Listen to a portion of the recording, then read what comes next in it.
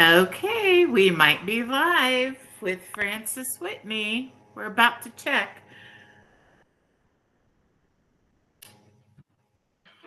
Let's see. Direction, it's 90. Oh, it says I'm live. Hold on. I'm Yep. getting to it real quick. Oh, I have not found the seamless way to do this experience of starting something. You're So, live from what I can see. I believe the chat, it's saying disabled. That's probably a setting on my end, right? I think you might be right, actually. I don't see a chat. So let's see. Um, we don't have a chat? yeah, we don't have a chat right now. I'll Okay, take well, it. that's. No, you're not doing tech support right now, Francis. Okay. Um, Estella, if you're there and people can see and hear me, you might need to text me because the only way I can restart this to get you a chat is to make a new event link. So I just need to know if is anybody out there. Um, Is there? I I just don't know. can't bear the thought of going through all this again. Um, okay. It's a way for me to do it. No chat, but we see and hear you. At a girl, Allie. Um, I don't know why we don't have a chat, and I really hate that. There isn't like a setting in the Let's. YouTube I'm looking. studio. Okay, guys, I got it. Everybody, open up the Facebook event, and we can use that there as our chat, and then we don't have to run through our tech run again. Um, And okay. Jenny, you're a superhero. There's just so not everyone has access to it, but I guess most people do. most people should have access to the Facebook event. Oh, the fanatics. There are some fanatics that may not. You know what? They can hit you straight up on TikTok, Brendan. You can keep track. Yeah. Okay. Well, so we think we have a plan. You guys, Bramily, you're gonna use the chat attached to the Facebook event. I'm headed over there right now so that I can look at it. And then while we're doing that, while I'm getting my shit together, why don't you, Brendan, give us an intro on this youngster here on the screen? Well, hi, everybody. Frances is a 27-year-old singer-songwriter from California, grew up in the Bay Area, lives in LA now. I discovered her last April when I was mindlessly scrolling through TikTok one night, as one does, and the algorithm gave me the greatest gift ever when it just plopped me into her live while she was singing a beautiful cover of Tracy Chapman's Fast Car. And there were a few dozen people in there, and I was like, this is pretty nice. And I stuck around and listened. And by the time she'd sung a few original songs, I felt like I had wandered into a Seattle coffee shop in 2003 and seen Brandy Carlisle performing to a few dozen people and clocked her as a future star. I was like, holy shit. And I've been driving the Frances Whitney hype train ever since, as many of you know. Frances has been writing and singing for her entire life. But it was really only last year that she sort of fully embraced the I'm a professional musician putting music out into the world. She had some self-published songs in 2021 and 2022 under a different name, but it was in 2024 that she started putting out music with her indie label from the Canadian record label that she's with under the name Frances Whitney. She was actually a professional athlete before she was a professional musician, but that's a whole nother story. She can get into that if she wants. But no, but she put out her debut EP called Old Hobbies in 2024, and then released 3 additional acoustic songs, including 2 of my favorite songs of all time by anyone. In the spring on Old Hobbies Revisited, she's been touring. She went on. Girl, Brendan. I'm almost done. I'm almost done. We don't need all 18 Let holes him of golf. The point is, she's awesome. She's amazing, and she's going to be coming out to to see us in 2 weeks, and so I'm just delighted for you guys to have a chance to meet her and hear her sing. Woo! Oh, welcome, Francis. Thank you. I had a few questions for you, but Brendan's answered them all, so we can probably just go home. I'm just kidding. Perfect. So, Thank you, Brendan. what sport is it that you used to play? Thank you, everyone who's here. Can you guys hear me? Yeah, can you hear me? I can hear you. Okay. So, what sport is it you were formerly a professional at? I played volleyball.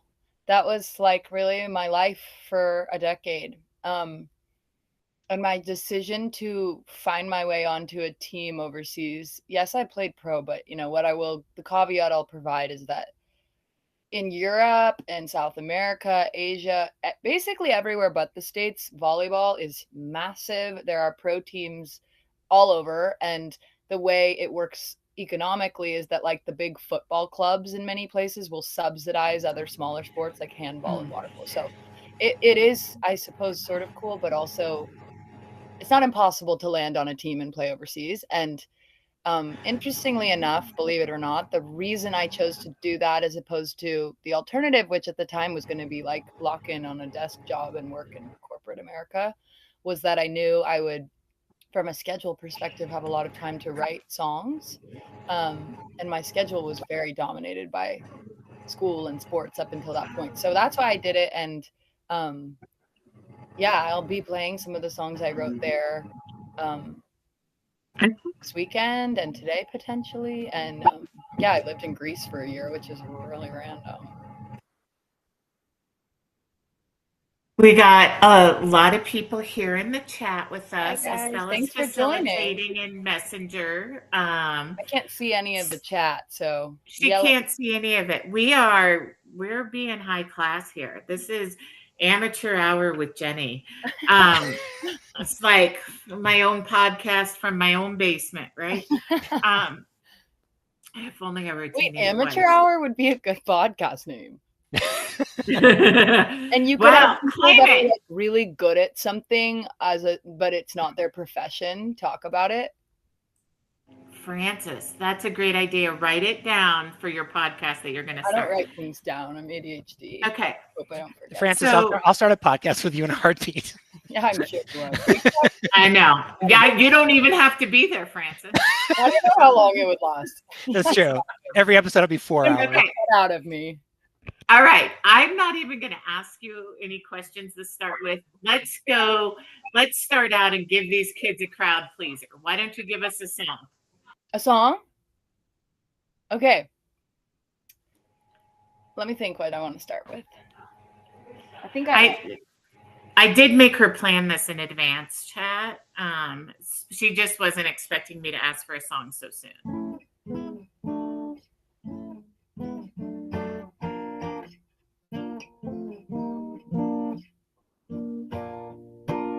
Can you hear that?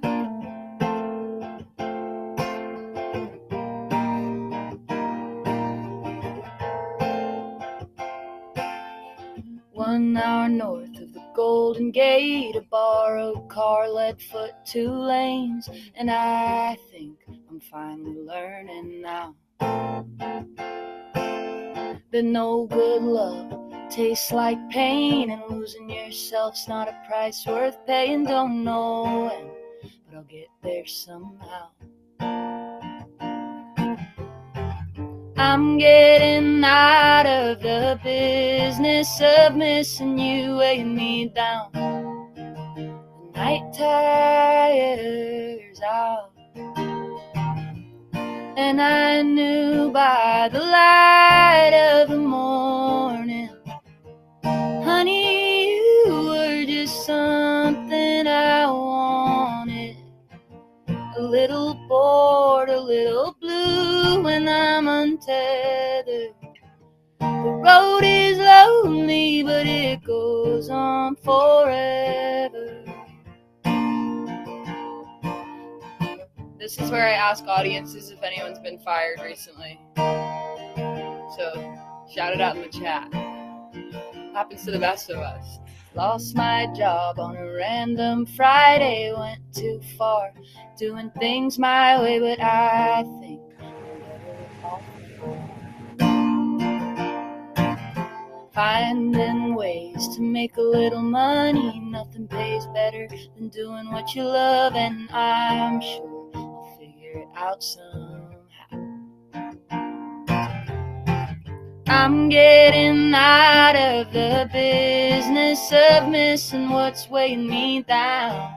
The night tires out, and I knew by the light of the morning, honey, you were just something I wanted. A little bored, a little blue, and I'm untethered. The road is lonely, but it goes on forever.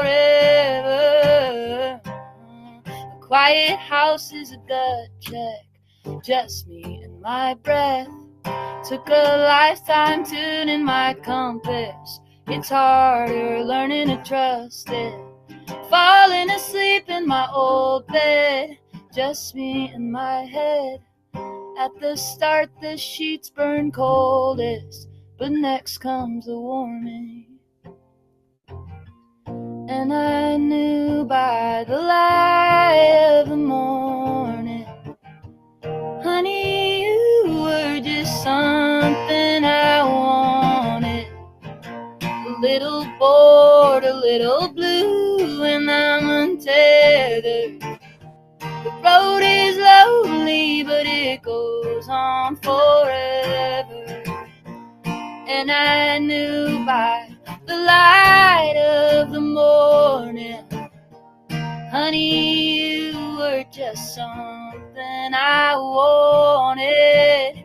You did me wrong, but I will do better. The road is open and it goes on forever.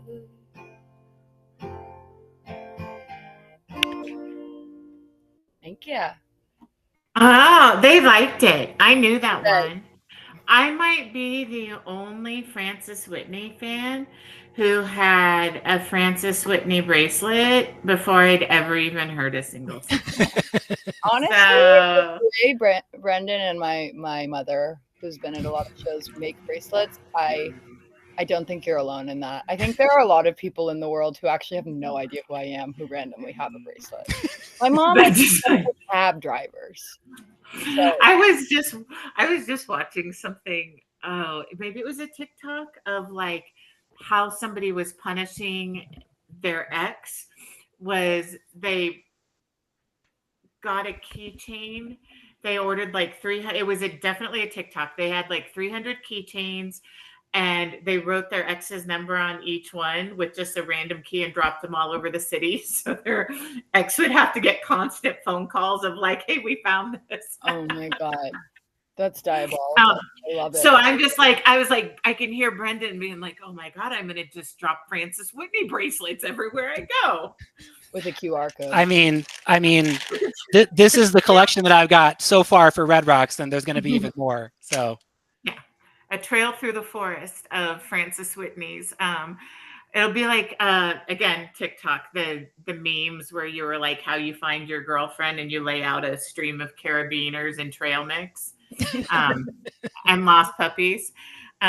Okay, too much TikTok. More, little more Frances. Okay, so what I was going to do before your extensive intro was have you tell the people on the call, Frances, what's your origin story? Where'd this shit all start for you? Like, so maybe you only decided you were going to do it professionally, like within the last year, but when did you, like, how old were you? When did you write your first song? When did you do your first performance? Tell us something. Sure. From a very young age, I was sort of singing constantly. And I think when I was 5 or 6, I don't remember this, but as my mother tells me, I was begging for a guitar for like so long. And I got one for Christmas and I still have it. It's a little guitar, but I obviously didn't know how to play it. And I do remember like sitting with this instrument and just being like, I want to be Avril Lavigne. Like, I don't know how to play this. And my mom reached out to, I mean, I was like pre-kindergarten, maybe just started it, to a guitar teacher in San Francisco who's very beloved in the city and still teaches music to this day. And she asked if he would teach me, and he was like, I don't work with 6-year-olds. Like, there's no way. Like, bummer. Reach out to me when she's 8. And my mom, who is really my greatest champion, spoiler alert, Frances Whitney is a reference, a nod to her. Her name's Whitney. And she, in many ways, is the reason I believed in myself as a musician. And so, yeah, she rocks. But so she said to this guy, please just come do one lesson with her. And if she's a nightmare, we don't have to talk again. So we did a lesson, and I guess afterwards he was like, all right, I'll teach her. And I still have that notebook from those early days. And there's really sweet things I discovered in the last couple years where like my instructor Lane would like write down some chords after a lesson, and then he would leave me a little note that says like, try to write a song with these chords. So I bring that up to say that there were people in my life who saw that I had this passion and desire to do this, and they really supported me and bolstered me in that. And yeah, I still have like the journal of these OG songs that I literally wrote when I was 6, and they are so beyond melodramatic, wildly plagiaristic, and they're like talking about like being late for the bus to high school when I was 6. And there's no like musical notation, so I don't necessarily know how they were supposed to sound. They're just like poorly spelled paragraphs, basically. And yeah, that's how it started. And then I think, as we spoke about in the beginning, like I was pulled into sports and school, and I became, really involved in that, and it was fulfilling, but it was different. It was a different part of me.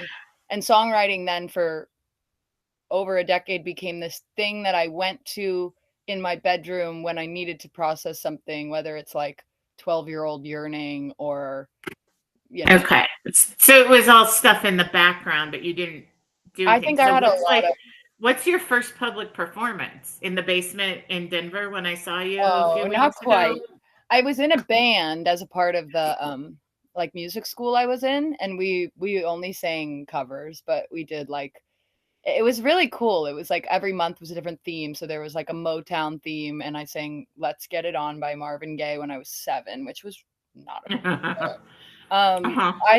We sang Elton John songs, Beatles songs, Police, like, and that was also where like my musical education began in terms of like the greats. And but I don't know, I think my first time Avril Lavigne is one of the greats. she is. And Hilary Duff was a very early inspiration of mine, as was Green Day. Like, I don't know, I'm kind of into the punk pop stuff. I mean, you don't have to be old and dead to be great. Avril was a talent. Agree. Yeah, I totally agree with that. And my first like performance where I sang an original, I think I did one in high school for like my school. And then when I moved to New York at like 22, I sat in a room with 15 people in it and sang one of my songs for the first time, and it was terrifying. Yeah. But also beautiful. And I think like, especially when you're an artist starting out and these rooms are not super full, and you're figuring out how to perform and how to not mess up chords, it's such a beautiful human exchange when like people are looking at you and they are like, you got this. And it's just such a nice thing. And I was lucky to live in New York at the time, and there's a lot of places to gig there. So well, because you've been really clear with me about socially awkward, a little bit anxious, a little bit nervous, ADD, get in your head, right? And then I've been equally clear that the Bramily folks, especially the ones that are in the group to know about this chat, to be on here, they're a bunch of neurospicy weirdos too. Perfect. So like they can't handle that. So for them, my favorite archetype. Yeah. All of them. The chat is like all of us. All of us are like this. So most of us would rather die than speak in front of a group of people like that, let alone like saying something really personal. Like I'll stand up with 40 of y'all and yell at you and boss you around, but I'm not going to tell you my business. And so how exactly did you get comfortable standing up and doing that? I still get really nervous, so I wouldn't say I've like hacked it or solved it. I I think there's a lot of answers to that question, but I think for me, the reason I kept coming back to it, despite it making me nauseous with anxiety, um, was that I had a lot of undiagnosed feelings. I struggled with sadness and anxiety and things that probably most people in here do. And I found sharing that through song to be really healing. And in the same way that like being a consumer of art can provide um, a feeling of being less alone, performing really did that for me. And then social media just kind of like amplified that. And yeah, as a person who for many years had a tendency to just like uh struggle quietly. Yeah. Music has been a way, maybe not to solve all those things, but to feel much less alone in managing them. Yeah. Well, and I forget that too, that like, because I'm a boomer, I'm not a boomer. I'm barely Gen X, but I forget that your generation, my children's generation, you have spent your whole life talking into the anonymous void of social media. So you can almost probably translate that a little bit to when you're performing of it feeling not quite so scary. Whereas me, like the only time I go on camera to make a video is basically when I'm bossing people around and irritating them.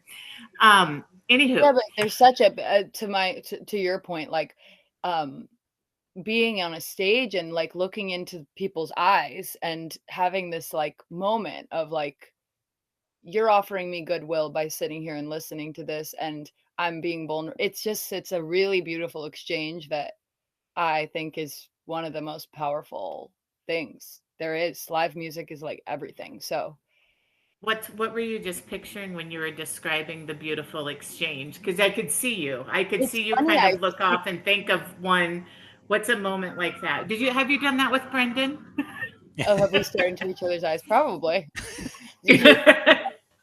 I'm just picturing like shows I've done in the last few years where maybe I'm nervous or I'm a little like apprehensive to share something that's really vulnerable and and you're looking at people and they're looking at you and Yeah, there's like a softness and a generosity. yeah, It's really yeah, special. And I also was picturing being a fan in a crowd and that chokes me yeah, up and like the feeling of being like there is like a serious human exchange happening here and my heart and yeah. is open and you are giving me something and it's transforming me. So yeah, I think That's I beautiful. love shows. Okay. Who do you like to see live? You're you're you're a big Well, Swiftie.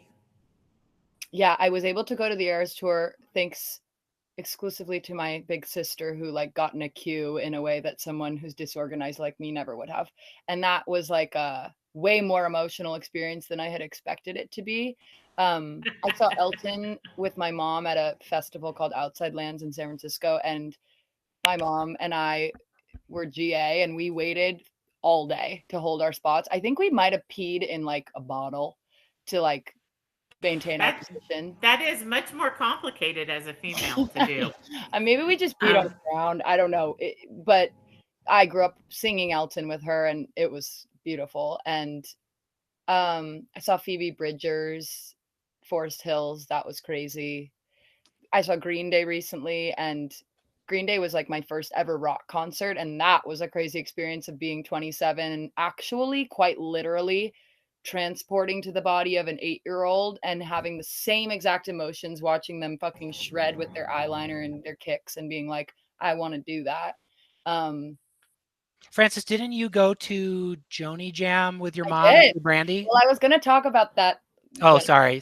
No, I didn't it's mean to okay. step on your story. Okay. No, I was fortunate enough to go to Joni Jam at the Hollywood Bowl and see Brandy in that context, which just is magic. Just the generosity and the respect she has for those who kind of came before her and paved the way. But I have not seen Brandy in Brandy Carlisle context, and I am really excited about that too. I was at that same show. Well, no, or did you do Joni Jam and you didn't go to the Gorge? You did the one at the Bowl, huh? Bowl. Yeah, no, I didn't go to that one. I still haven't gone to the Bowl yet. But I was like, oh, you were at the Gorge, and I just couldn't recognize you because you were 14. I'm just kidding. I'm just kidding, Francis. I don't know what it is that brings this out in me. Anyway, your Jenny, listeners right now really would like to hear Orion or July. Okay, let's do Orion. But Orion was the first big one, and I know that. Hold on, I know that Brennan loves Orion. It's true. But you have to tell a little backstory about your song. Yeah. Sure. So this was one I wrote when I was living overseas briefly, and my very best friend in the world was struggling a lot with her mental health, and my proximity to like really burdensome depression, it was the first time I'd encountered that. I was physically far from her, but even on the phone or on text, I felt so helpless to help her. I mean, I think there were a lot of ways in which she turned it around and got to a better place, very few of which had to do with me, or I think it's a really intense emotion to just be like, I love you so much, it's going to be okay, maybe go on a walk, and like nothing is working. And yeah, I had this affection for her that it was hard for me to even understand. And I wrote, this is an example of a song that I wrote not knowing whether it would ever come out, but I needed to write it. I didn't know where to put my feelings about it. And it's been really cool that it's kind of been revived by Brendan and the Fanatics as a favorite, because it's one of the most meaningful songs I've ever written, to me, in terms of the way in which songwriting has saved me in moments. And so it's so fun that it can be in sets despite me not having expected that. So it is in fact autobiographical. Yeah. Yeah, it's not just you writing generally about something that could or could not be. It's just this is your diary song. Okay. Yeah. So does that make it hard to get up and do that in front of people? No. I think it is one that still chokes me up sometimes when I'm really in it and performing. And I've talked about this, as many artists have, the way in which like certain breakup songs that felt like catastrophic at the time, you sing them now and it's like, I'm just singing a song. This one I still really connected to, because I don't want to overshare in place of someone who's, a normal person that's not in the public light, but I was afraid that I was going to lose her. And that's the scariest, saddest, most horrible feeling ever. So thank God she is doing great now. But yeah, the helplessness, the powerlessness. Yeah. And just the potency of friendships between women, and the way that the emotion there is sometimes like it doesn't even compare in magnitude to like romantic relationships I've had, This is why, I mean, it could just be your sporty vibe, it could be that, but I mean, have you heard about compulsory heterosexuality? Oh, I have. Are you familiar with compet? Anyway, I'm gonna stop giving you shit. Go ahead and sing us a song. No, like with that being said, I think I'm just fucking with you, honey. It's all right. There's beautiful literature and movies and songs that have made me feel seen in the ways in which other female friendships of mine I've recontextualized later as having been very romantic and very laden with like attraction and love.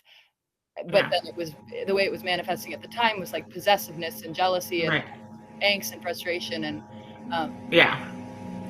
no, and right now you are clearly quite smitten with a boy.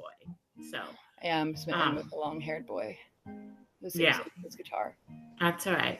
I just want you to know, in case it helps. But no, my that I dated is a big part of who I am, and it's something that I didn't come to even sort of sharing or acknowledging within myself until my early mid-20s. But that's also the oppression of being in women's sports. Yeah, and in a women's sport that with love and respect is a very sort of homogenous sport. It's like the spandex and there's like a femininity woven into it. And yeah, there's all that we could all talk about ways in which our environments and our communities kind of like made us maybe try to push things down. But yeah, I don't know. I think queerness is so beautiful. I am mostly friends with queer people. It's okay. We let everybody. But no, but I'm just sharing. I know, Francis. I have to just fucking with you. Jenny and Francis, I want to hear Orion, but I just have to jump in to say one of my favorite things that Francis ever told me about her songs. It wasn't this song that we're about to hear, but it was another song that had come out, and I was getting a certain vibe from it, and I said, Francis, I didn't want to directly ask, like, is this song about a man or a woman? But I was like hinting at that, and Francis picked up what I was putting down and said, the song doesn't really have a muse, but to the extent that there is a muse, it's unfortunately a man. But I think there was a barf emoji. Unfortunately, a man barf emoji. But if people think that all of my songs are a little bit gay, I'm delighted, even when they're about a man. And I do think that some of your songs about men are a little bit gay. So I just wanted to throw that out there. Yeah. I mean, queer music as a fan impacts me a lot more in many ways. A lot of the artists I love most are queer. And yeah, I think just queer longing has a particular sadness and intensity and beauty to it that I appreciate deeply. And it does. This whole crowd likes a sad lesbian song. So do I. So, all right, give us some Orion, Francis. All right, this is Orion.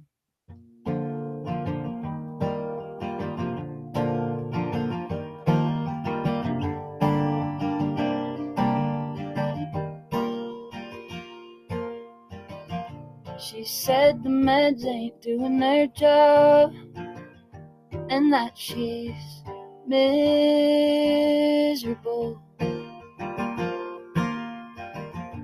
My helplessness is beating me up.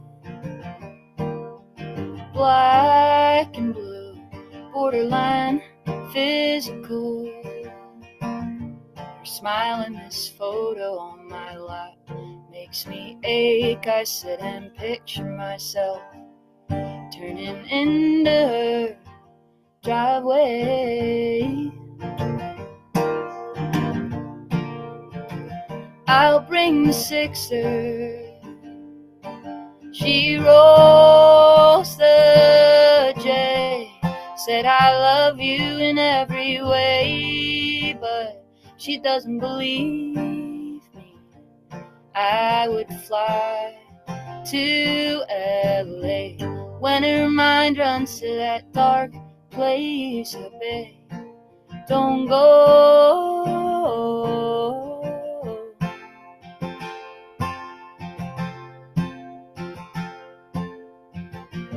What if you and I walked to the beach and didn't do one thing, not till the evening?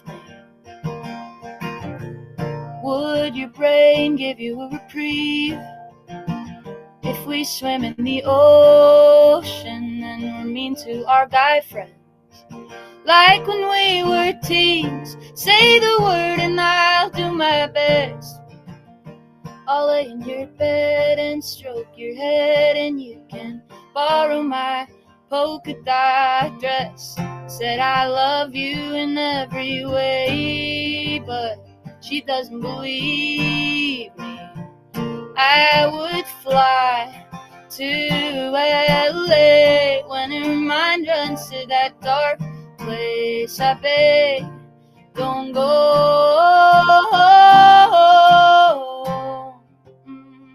Orion, shining nightly, city lights steal its brightness, and I'm so little, staring up from this earth at Orion. Orion, my words are falling short, but your odyssey ain't through. And however striking your supernova would make us blue, said I love you in every way. Please believe me, I would fly to LA when her mind runs to that dark place. I beg, stay with me. I'll stay with you. Just stay with me. I'll stay with you.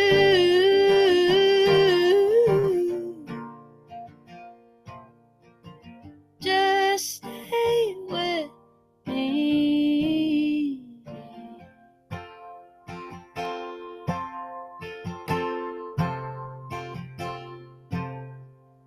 There she goes. There she goes again, racing through my brain, and I just can't contain this feeling that remains. Oh, there she goes. There she goes again, pulsing through my veins, and I just can't contain this feeling that remains. Oh.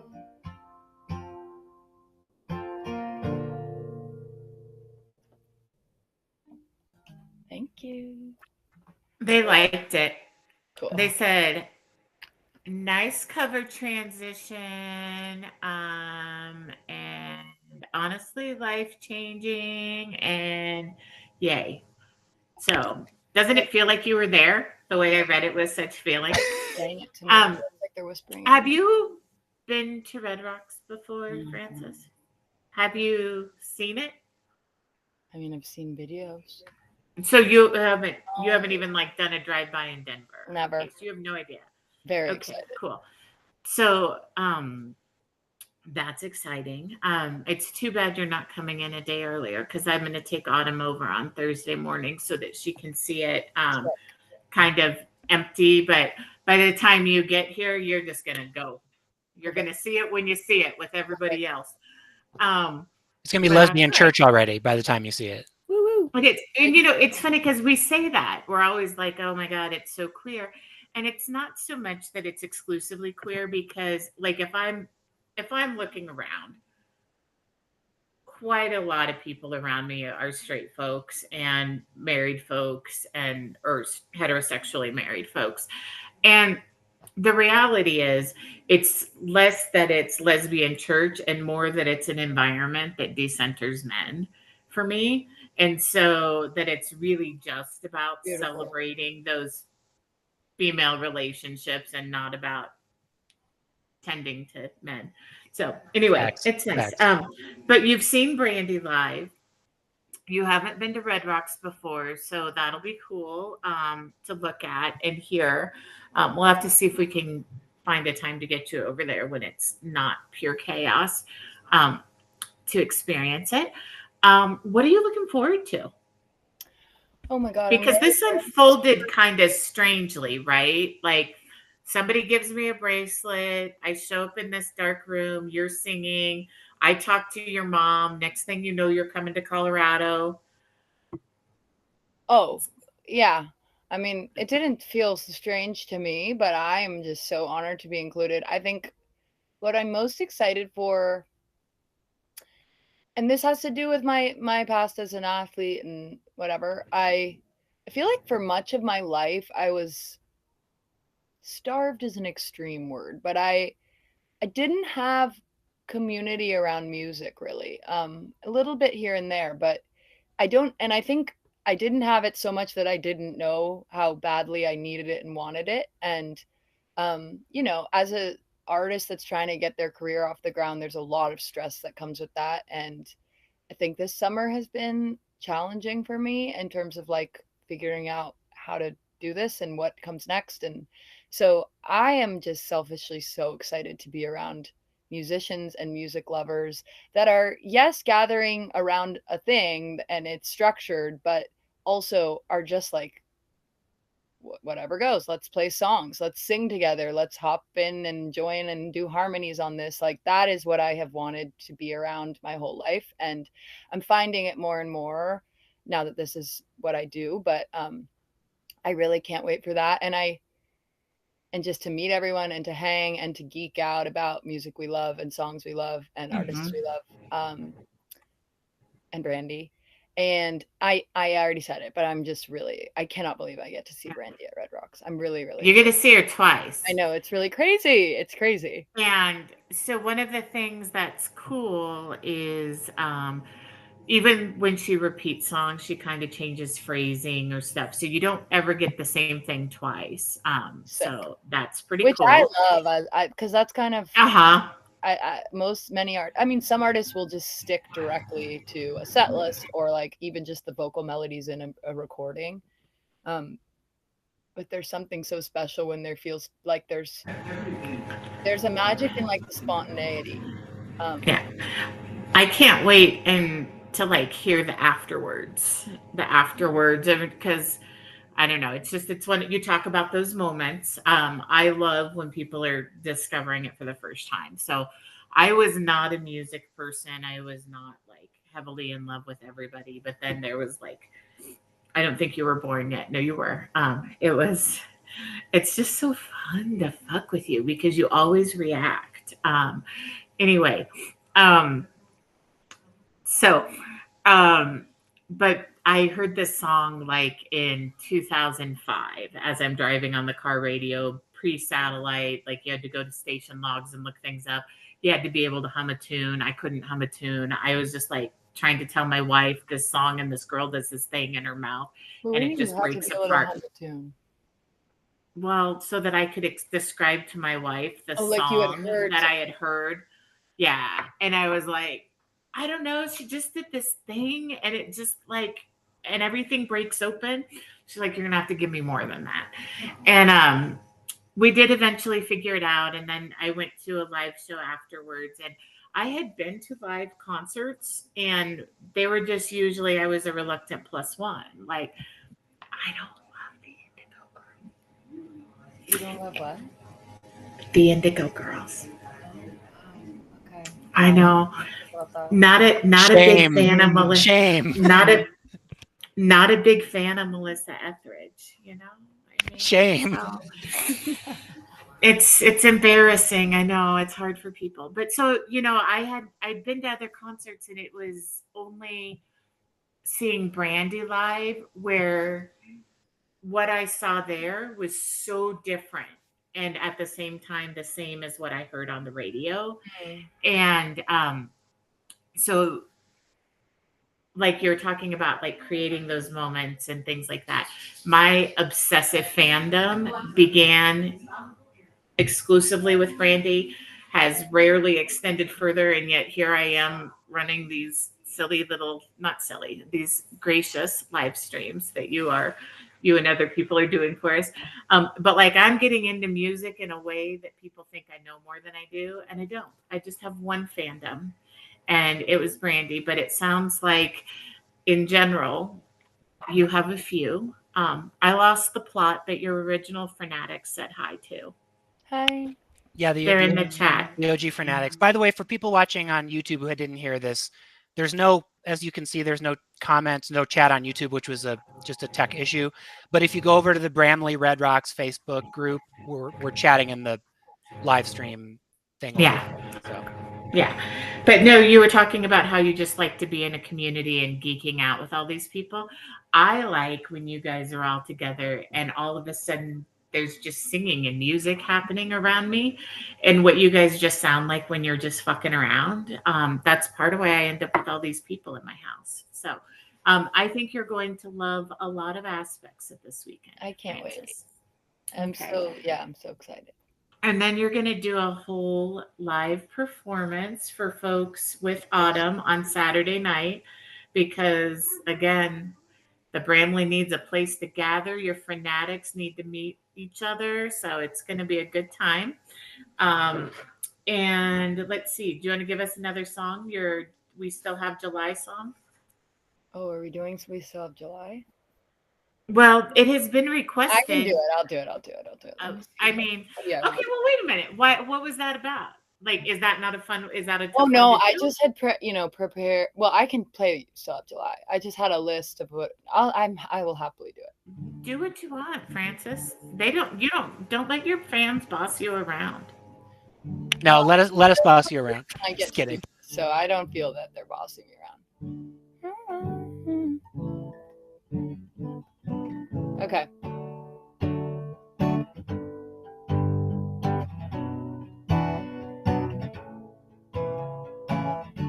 Sharp glass, barefoot, bloodied up your nickname. Wet hair, tangled, swimming in the rain. Oh, I miss every word that leaves your lips. So I sit in silence, multiplying every inch you give. Please say I'm not in my head. Am I on your mind? Are you not impressed by the way I drive you away? So I don't have to say what I don't want to say. Call a car, call a spade. Don't call me a friend. Oh, I hurt you, me too. But we still have July. I want you, me too, just at different times.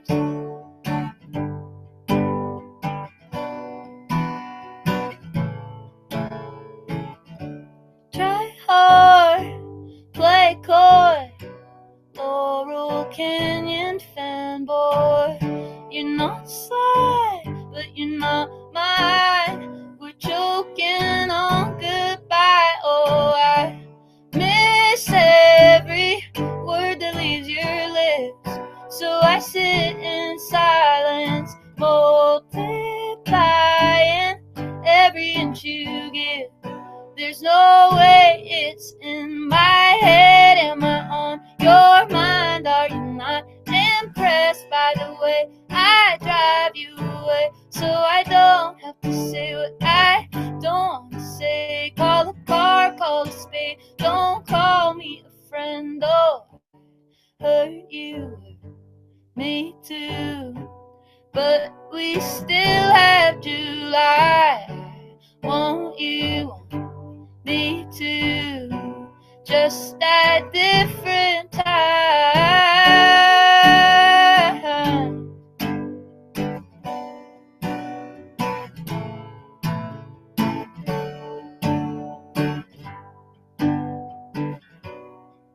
Please say I'm not in my head. Am I on your mind? Are you not impressed by the way I drive you away? Till I make you say what I don't want to say. Call the car, call the spade. I'm not just a friend. Oh, hurt you, hurt me too. But we still have July. I want you on me too, just at different times.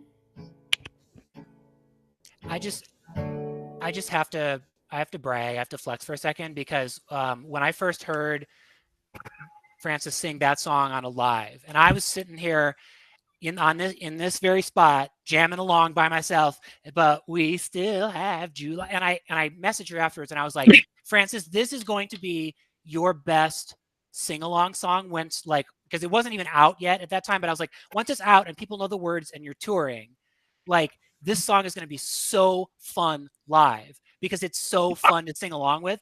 And then, like, when she went on the Old Hobbies tour, like in the New York show, which was packed, or some of the other shows that had big crowds, it was like so cool. Like, I mean, I wasn't even there, but just watching on the videos, it's like, it really is a great sing along song. So people who are new to Frances, I don't know what songs you're planning to play at Red Rocks, Frances, but I'm guessing Still Have July might be on a couple of set lists. If you guys are going to memorize the lyrics to one chorus, memorize the chorus of Still Have July, because it is so fun to sing when she plays So it in concert. I remember this. Was that Old Hobbies, that tour here this spring? Was that old? Okay. So we're at Larimer Lounge, and these other girls that, again, that community you were talking about, Francis. I don't know that I have any friends that I don't know of or that I didn't meet through Bramily anymore. It's just gotten so like there's no delineation. But anyway, so I was with these local women that are also Bramley, and we're there. And you had my wife at your first Swifty mention because my like your taste, your sensibilities, that is her pure pop sweet spot, right? So she was always in it for you. But so she's bopping along at the Still Have July, doesn't know any of the words, but she's enjoying listening. And I look back, and our two friends are also like, yeah. And that's when I was like, Really? okay. So I was like, okay, so Frances we're gonna try to get her out here for Red Rocks. Wait, that's cool. So I didn't know it was that song. it was just pretty early in. I was like, okay, this is kind of a bop. And I was just looking at how the people had responded. There was another woman there that I've talked with a lot online, but met for the first time there. And she was like, oh, I really liked her. And so, yeah, it was right at that. And I was like, oh, yeah, this will play well with the Bramley. And AJ was like, yeah. Oh, that's so, awesome. Anyhow. I think as soon as the concert was over, Jenny might have been the first person that came up and talked to me. Jenny walked right up to me and said, okay, so how do we get her at the tailgates? No way. Well, I was also ready to go home, but because I was sore and tired. But I did also come right over and say, okay, I knew what Brendan wanted, and how do we make it happen? And so I talked, we got it sorted out. Here you are. I mean, you're gonna be here. You're gonna be here. It's gonna be, it's gonna do you well. You've had a tricky summer of like a lot of flux and all the crappy side parts of being a musician. And so this is going to be really healing for that. So, do you have a favorite song of yours to play or perform? Like right now, do you have a favorite that you're like, when you're singing it, you're just, when it's about Mills and you're playing with him and you're staring into his eyes? Oh, that's what I was going to say. I think. Do you have a favorite solo right now that you enjoy? I think Stoned on the Highway is one of my favorites to play, as is this very new one that I've only played once that's not released, called Sometimes I Pray. Do you want to play that? That one's incredible. But can you play it? Because I recorded this and it's going to be on YouTube. Are you allowed to play it? An unreleased song? Yeah, I don't care. I mean, okay, cool. Maybe I do care. I don't know. I don't know rules like that. But if you can even just play some bars of it, that'd be cool to hear. Give Julie something to listen to. Okay, so we want that one. Yeah, I love this song. This is fantastic. Okay. Yeah. The consensus communicated via Brendan, which is consensus for the Fanatics. You're the Fanatics. I'm trying to think. President, I guess, but you're like the charismatic leader of a non-harmful cult. Yeah. Benign cult. Yeah. I'm a benign cult leader. Exactly. Yeah. All right, this one's new, and I'll be brief, but it's about like sort of delayed remorse and regret about the end of a really beautiful relationship. I think I have pretty avoidant tendencies. I'm not totally sure why, but I think there have been times in my life where I've moved on from relationships for various reasons, and then it's not until a few years later that I'm like, wow, that was a beautiful thing, and I miss that person. This one is specifically about a friendship that turned romantic, a very long-standing, beautiful friendship that turned romantic and then turned to kind of nothing shortly thereafter. And yeah, and I'm excited. That's painful. Yeah, that sounds pretty painful. But yeah, all because right. I've also been on, I've been in relationships that where I felt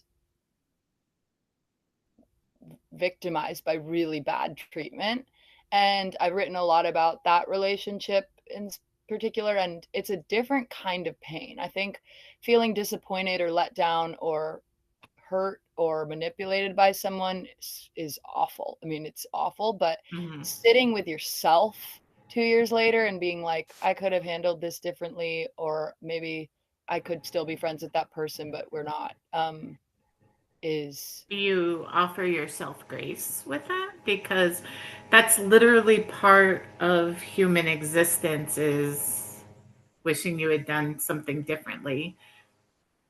yeah, I think I'm working on trying to give myself grace generally. It's not one of my strong suits, but I will say that the fence has been mended, and we now, Yeah. me and the muse, have It's a bit of a friendship that's sort of reforming. So that's good. cool. It's one of the nice things after you hit like upper 30s and onward. All of that stuff that seemed so huge and important in your young adult years and seemed so relationship defining doesn't matter as much. And so you can really reconnect with people you haven't talked to in decades and have that strong sense of love and connection and almost no memory of the bullshit that pulled you apart in the first place. Well, So that's just great. just know like all the relationships kind of ebb and flow, but they can also come back when you're ready. And sometimes they come back when you're more ready than you were the first time. Yeah, You know? that's really beautiful.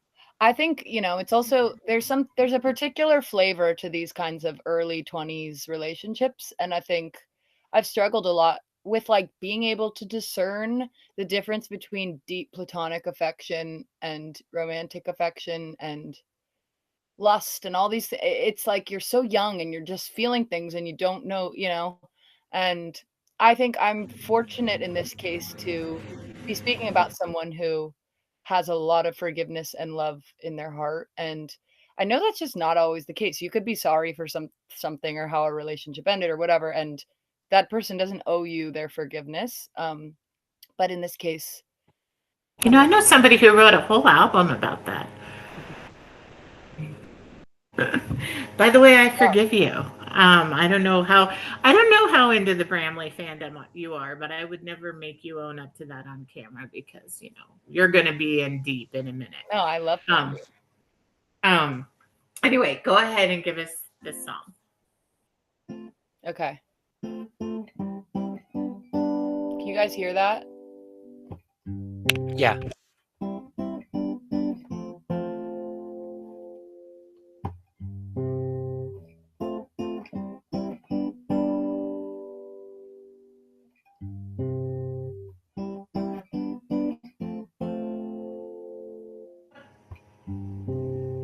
You told me I could call.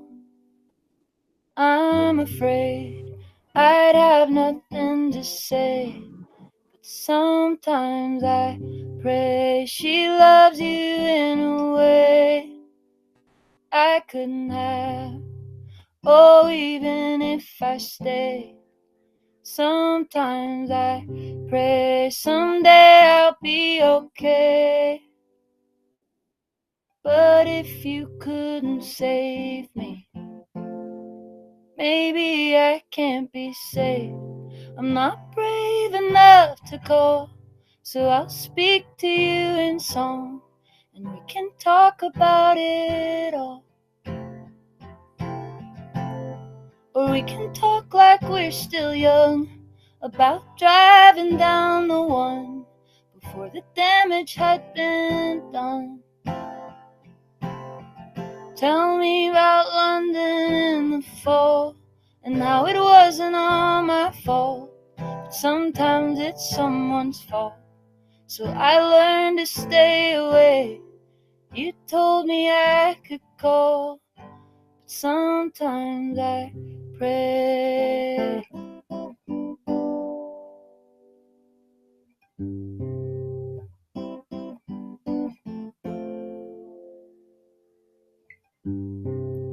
Some nights I see it all, clear as day, the love I gave away. And that kind of ache sits in your heart and stays. Oh, it waits till you're ready for the break. Sometimes I pray I'll forgive myself one day. I couldn't be your baby, but maybe I can be brave. Find the nerve and call, apologize it took so long, and we can talk about it all. Or we can talk like we're still young, about driving down the one before the damage had been done. Tell me about London in the fall, and how it wasn't all my fault, 'cause that's just who you are. The heart's your only play. Some nights I see it all, and sometimes I pray.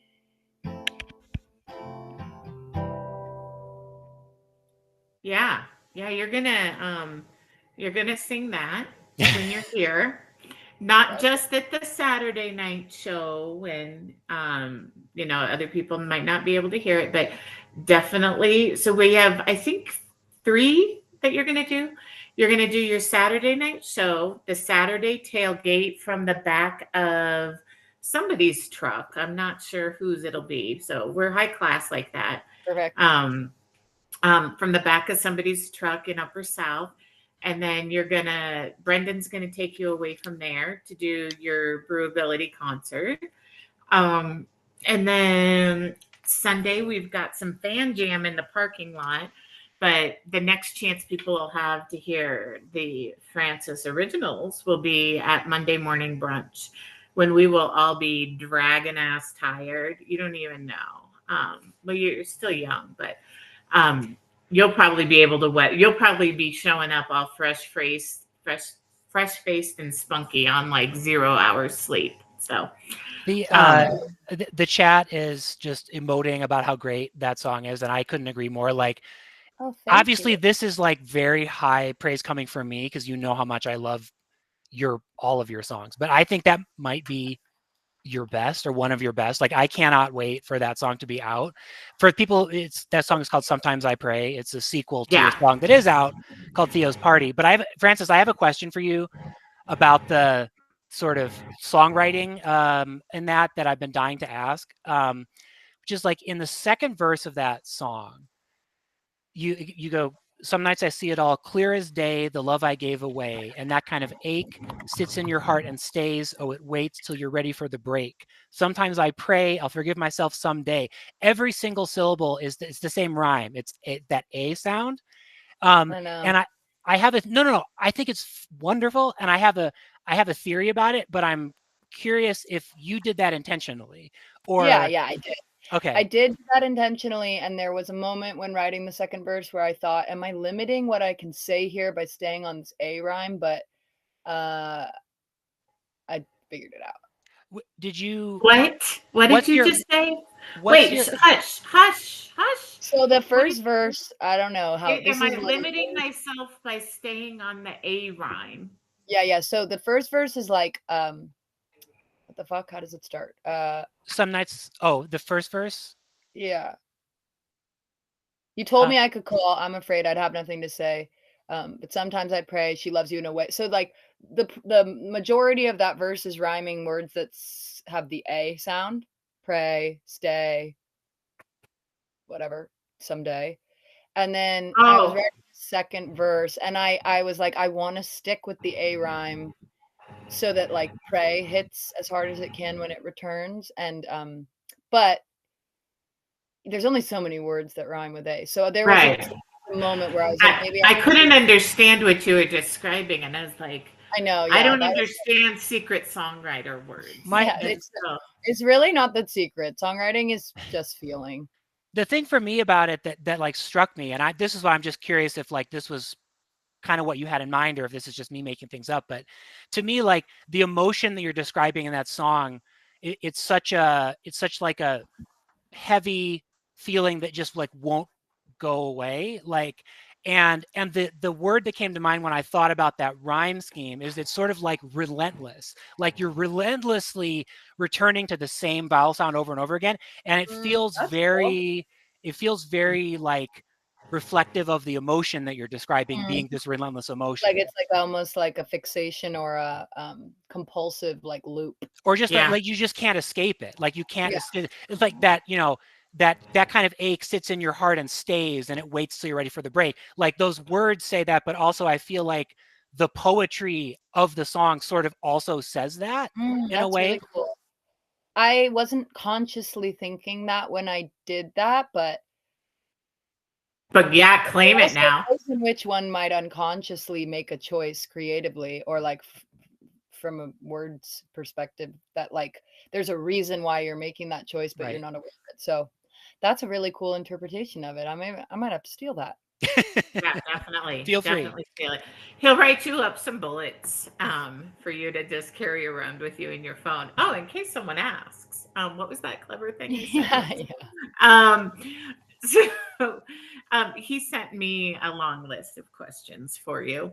And one of the things specifically related to the song you just sang, and then also Theo's party and whatnot, was you have multiple songs that are thematically about that falling in love with friends, Mm. which does go nice into oh fuck, what's the song that's every morning, Francis? Somewhere Past stuck, life, past lives, stuck between desperate and desperate and genuine. genuine.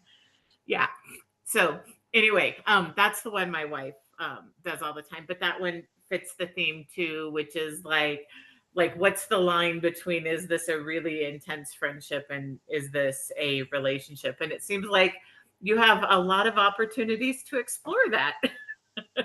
Yes, and yeah, I mean it's friendship is like to me the most pure, beautiful form of love that exists. And um I'm like a big believer in love and I'm a total romantic and I think that romantic love is also magic in its own way, but I think for much of my life and I think it's also a function of the types of friendships I tend to develop which are just very close friendships. I don't know. I was doing the 36, it's so cheesy, but like the 36 questions to make you fall in love or whatever with my partner, and there were some about friendship, and those were some of the ones like asking one to define friendship or what friendship means to you or what being a friend to someone means, and those were some of the ones that made me the most emotional when answering them. um I'm not necessarily being very articulate, but yeah, I have had the experience many times where I feel so close to someone, a friend, and it just like my brain can't help but be like, well, we should be kissing, right? Like we should be married. Like we should be like living like in a little bungalow and like having 3 dogs, right? Yeah. And I think that for much of my life, that was actually like how my queerness manifested. And there was a long time where I wasn't really aware of it. But yeah, I have had that experience many times, and it's kind of it's an interesting one in that I don't I can't recall too many songs. I guess there's songs about yearning or like wanting an unrequited love, but that's not always in the context of a friendship. So it's a theme Yeah, that I have in a lot of definitely a lot of unrequited love. But definitely, I find it hard to imagine there's not anybody on this stream right now that has not experienced that confusing line between is this friendship or something else. Mm-hmm. So, yeah. Yeah. But also, even just meeting new friends is wildly intoxicating, even when you can just take off all of the romantic pieces of it. It's so You know, awesome. one of the things I love about Red Rocks is I all of a sudden, like I don't leave my house. I'd rather just be home. I outside is scary. I I feel enjoy talking with people through screens, right? Um, but there's a lot of outside and a lot of activity and a lot of energy that comes towards me around Red Rocks, and it's always kind of fun to me to see who these random people are that are going to cross in front of me, and then somewhere 4 years from now, 10 years from now, 20 years from now, like, oh yeah, I remember when I first met you, like that falling in love and the like learning about them and getting to know them, because they all start as these random transactional encounters, and or like, how do I help you be here, how do I help you have a good time, and then you just never know quite where it's going to involve, Yeah. where it's not evolve, not involve. You don't know where it's going to go, you don't know where it's going to head, and it's intoxicating Yeah. when you get to meet somebody new and hear a story and a new way of looking at things. Yeah, I also totally. And it's so fun to trace back origins of a friendship starting as you're describing and be like, whoa, Uh-huh. maybe. And I always feel like sometimes there's an subconscious way in which you're recognizing something in each other that you might Yeah. need or that you might be able to offer. Yeah. Yeah, one of my best friends who's a musician, Eli, who I met like a year ago, we have talked about it a lot because we met in a group setting, and I remember we exchanged Instagrams, and both of us in retrospect are like, well, I didn't really think I wanted to be your friend, but I didn't think that we were going to schedule a dinner or actually do the thing. Then like a week later, we both randomly, I was at a concert alone that she was at, and I walked in so nervous and awkward alone, and I literally turned to my right and Eli was just standing there. And there's also, I don't know, there's some magic in that too, where you're like, Yeah. is so serendipitous. And I don't know, friendship is like the fucking best thing ever. It's so Well, awesome. those are all of these points that you're describing are some of the better things that humanity and life have to bring us. Like when you're talking about standing up and singing and connecting with somebody in the audience, or vice versa when you're the fan.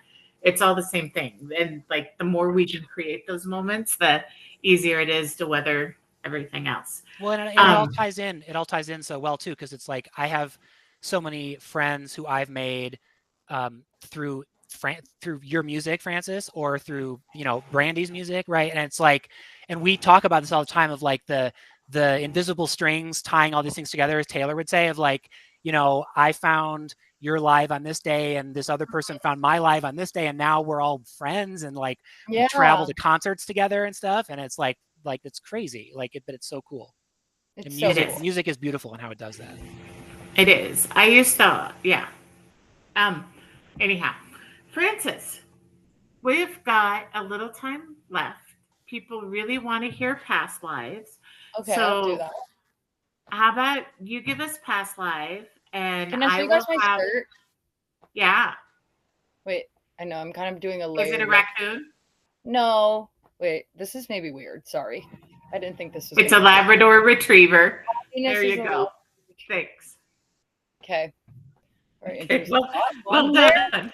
Wait, I got to show you guys my old hobby shirt. That's never gonna work. go. You're just gonna have to pull it up from the bottom. I'm gonna yank Francis's merch is really good, guys, by the way, so you should buy some when yeah. Speaking of, Francis, are you bringing merch out with you? Yes, I or do am. you need to ship- Actually, do you I'm need to out ship of some a stuff shirt, to but my house? I'm getting it reprinted tomorrow, and it should be ready. But I will have, even if that's not ready, I have stuff. So I'll be bringing a bag of merch.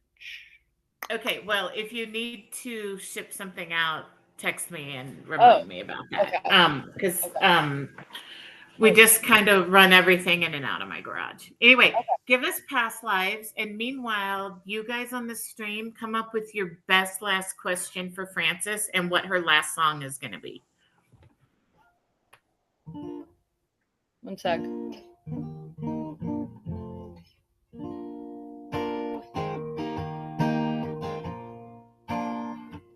Oh, I guess I'll give some context. It's basically about what we were just talking about, but this is specifically about having sort of learned from the Sometimes I Pray situation and trying to wait a beat before seeing if you should be kissing, you know, and just like letting the friendship be that and protecting it.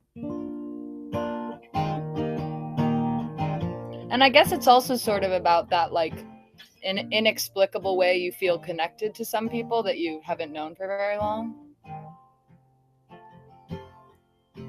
I'm staring at the back of your head, your neck lit up red by an east side sunset that's warning me today will end. And I'm wanting you to touch me while knowing that's just a losing bet. I've got a history of ruining what's innocent when I'm caught in between desperate and genuine. I've crossed so many lines, but for you I'll stay behind. Hope that I had you in a past life.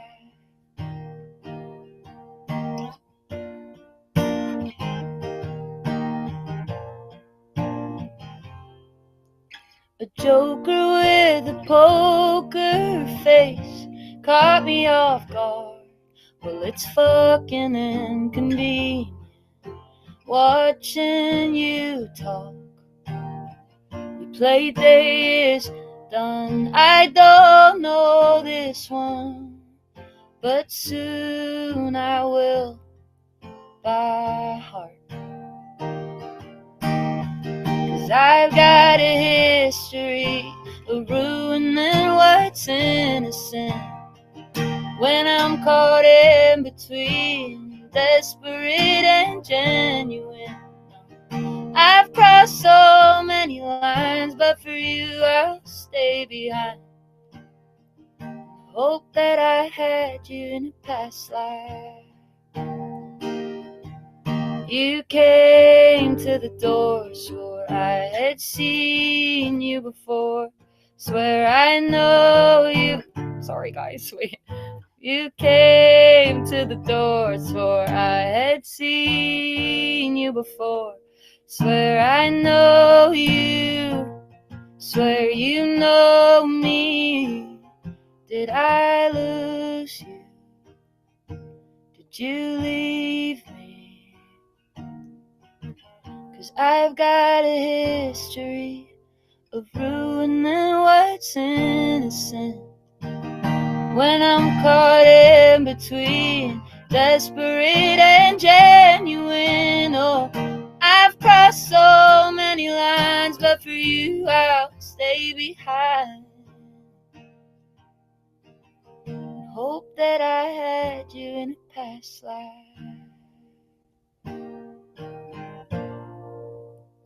Sorry about that.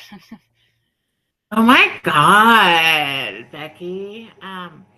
No, I like that. And in fact, I was just thinking that because it's been on repeat at my house so much, Yeah. like daily. There's two songs of summer at our house, and one is you, and the other is I have one daughter, but isn't by the same father. You Yeah. know, from You TikTok. can't escape me. Yeah, I just yeah. have to Those say, are. we have a commenter who just said she'd be great in Mexico pool stage. And I'm like, yes, this is what I've been saying for the past year. Get Frances to Girls Just Want a Weekend. Sorry. You are the afternoon sound for sure. So that will lead us to our last question, Francis, Ooh. which is what's your musical dream? So like you're kind of new at this. You're getting started. You've had some social successes and you've got some different collaborations like with your boyfriend, but like where do you want to play one day? Who do you want to play with? Who do you want to open for? Ooh. What are your what are your big musical dreams? Say them now so we know when you achieve them. Um, I think that as a defense mechanism, I tend to limit the daydreaming, but I definitely have moments where it sort of happens Mm-hmm. and it feels powerful. Recently, I went to a show at the Greek Theater in LA for the first time, and I've heard a lot of stories of the Greek because my mom grew up in the 70s in LA, and the Greek is outdoor and there are these trees behind it. And back in the day, before everyone was uptight, you used to, if you didn't have a ticket, you would be a tree person and you would climb in the tree with a 6 pack of beers and watch the show for free. And so I just like, I had all this lore in my head about my mom as a teenager watching Joni and Crosby Stills and James Taylor and Tom Petty. And that era of music is very inspiring to me. And so I walked in for the first time and I saw it and the trees were lit up, and I really did have a moment where I was like, I really think I'm going to play here one day, and I really want to play here one day. Nice. So the Greek's your first benchmark. Yeah. And I think like I really mean it when I say I want to be able to sing and write songs and perform them for people till I'm really old and support my ability to like have somewhere to live and have a dog and like eat good food. That's kind of my goal, really, truly. Mhm. Um, and it's actually harder than you'd think to do that in many ways, and it's but anyway, that's my goal. And I guess in terms of like Yeah. my idols, and I can very much relate to, and I admire the way in which like Brandy has had these magical experiences of getting to work with Elton and Joni and be close to them and learn from them and sing with them and create with them. Because I have that in me too, where like when I admire someone, it's really all Yeah. encompassing and it's in my soul. And like I've written songs about some of my inspirations, and those like will make me cry before like Yeah. heart song. It's just so meaningful that someone's art can make you want to make art and can make you feel less alone. So some of them, I guess, like Phoebe Bridgers is like a great inspiration of mine. Mhm. Jackson Brown, who's still kicking but getting up there in age, is like Bible to me in many ways. I could keep We going, but I also No, that's all right. No, I was just wondering about it. Part of it too is I, I first heard Brandy.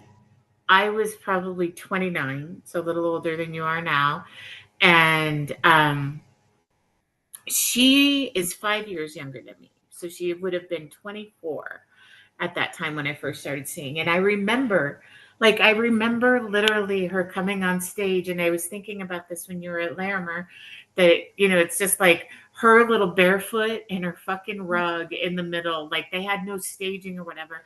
And so you come along, you watched her learn new instruments. She'd be like, oh my God, you guys, she had terrible stage presence when she was little. She was so wildly awkward. And the boys were too.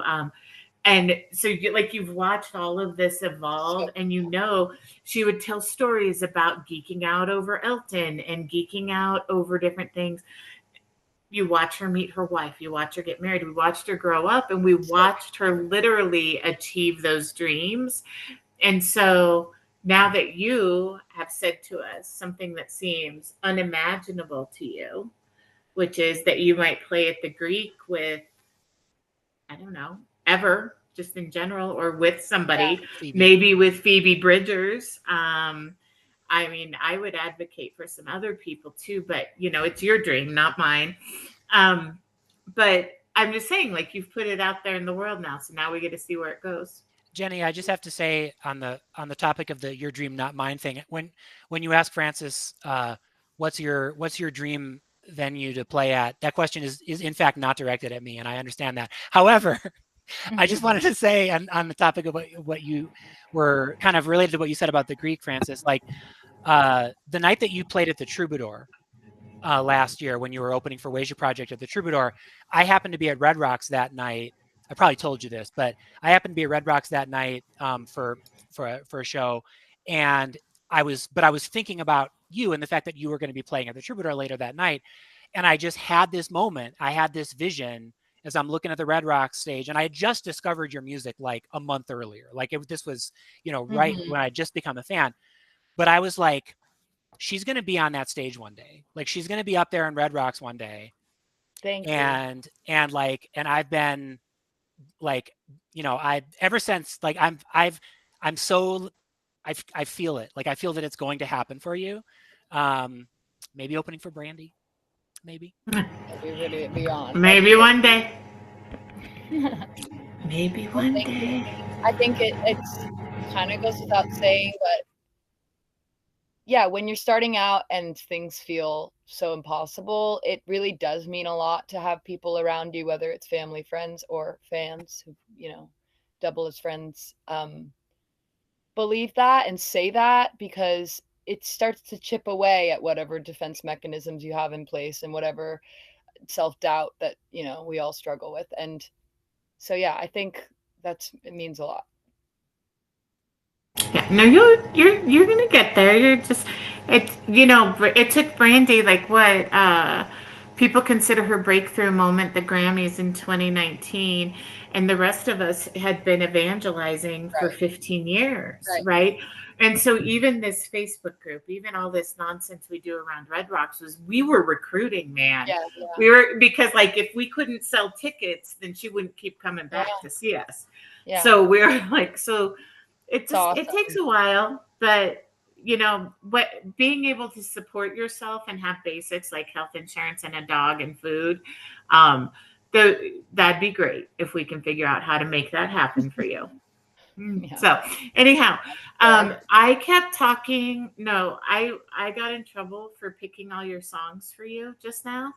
And because I said, what's the last song? And Brendan pointed out that I have told you what to play every step. Sorry. Not you. Not you. I wasn't blaming you. The chat we've been bossing her around.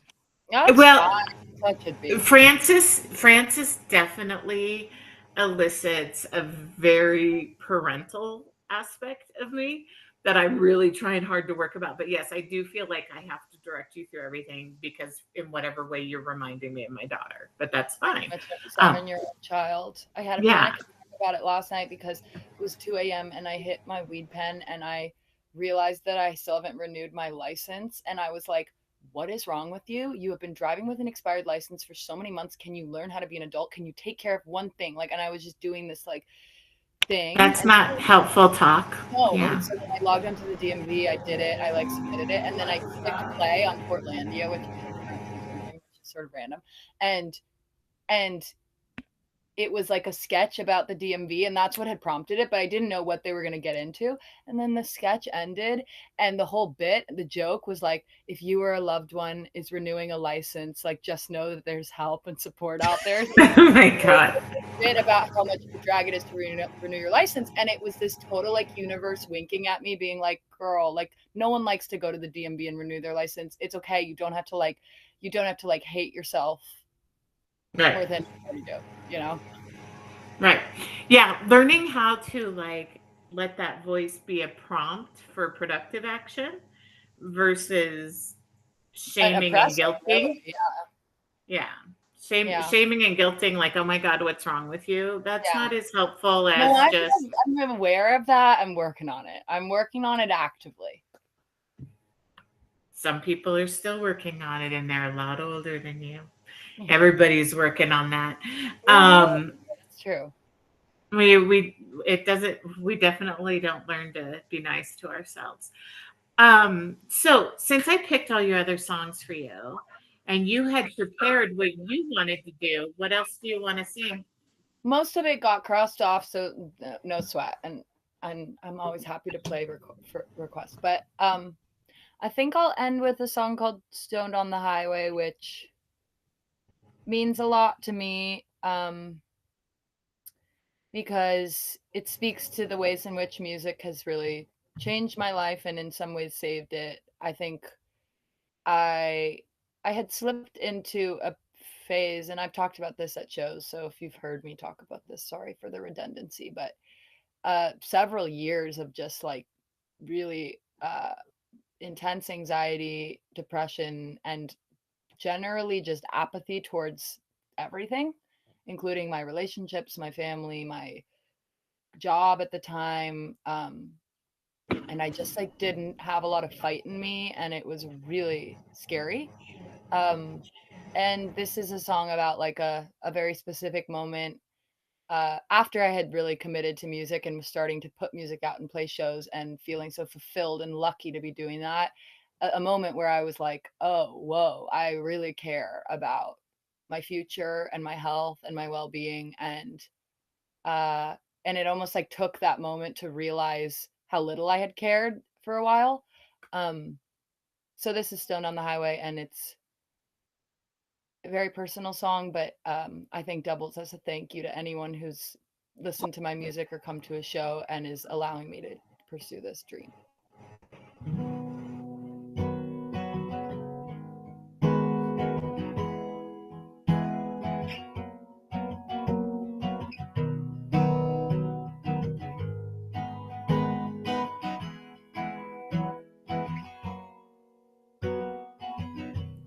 They're saying there's flash floods. I'm stoned on the highway, gripping the wheel. It never rains in Southern California, but man, it pours. Mm-mm. And no, I don't miss you, but I wish you were driving. I know you could handle this much better than you could handle me. Oh, I sure thought I could handle being California sober, but I think I might die for real tonight. For the first time in a while, I'm terrified, and I wanna get home in one piece. I finally found some peace. God, if you're up there, please don't take this away from me.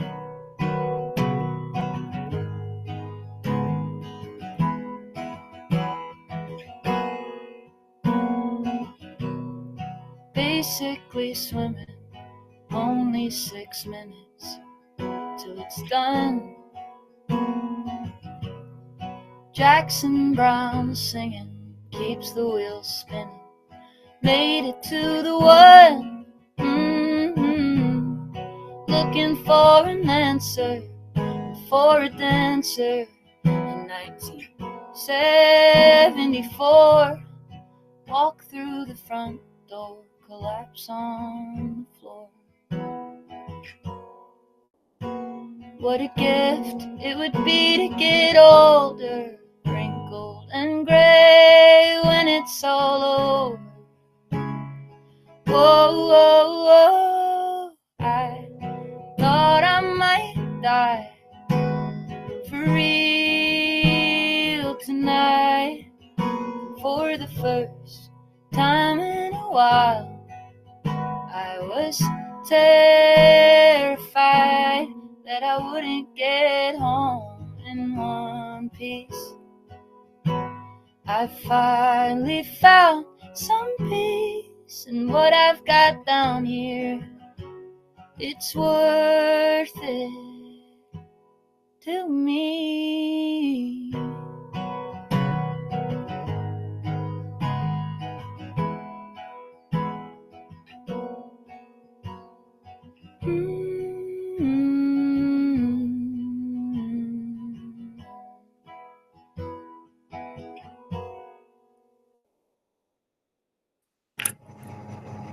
Who's Natasha? Because she really loves you a lot. Do you know who Natasha is?